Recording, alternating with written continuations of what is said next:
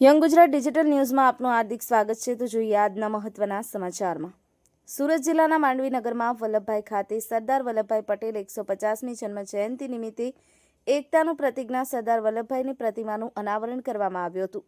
માંડવીનગરના પ્રમુખ નિમેશભાઈ શાહ, સંગઠન પ્રમુખ પ્રીતિશભાઈ રાવળ, સંગઠન મહામંત્રી વિજયભાઈ પટેલ, નગરપાલિકાના ચીફ ઓફિસર પૂર્વીબેન પટેલ, કારોબારી અધ્યક્ષ કિરીટભાઈ પટેલ તથા મોટી સંખ્યામાં નગરજનો ઉપસ્થિત રહ્યા હતા। Bureau chief Kiranbhai Chaudhary, young Gujarat digital news, Surat.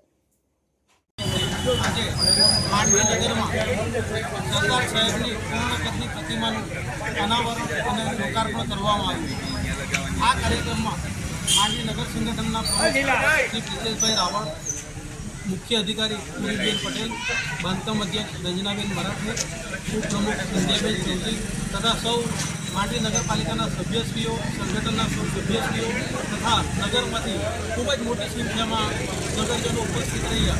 આજે પૂર્ણ કદની પ્રતિમા સરદાર વલ્લભભાઈ સાહેબની જે અહીં લોકાર્પિત કરવામાં આવી છે એ માટે હું ખૂબ જ ગૌરવ અને આનંદની લાગણી અનુભવું છું। આભાર।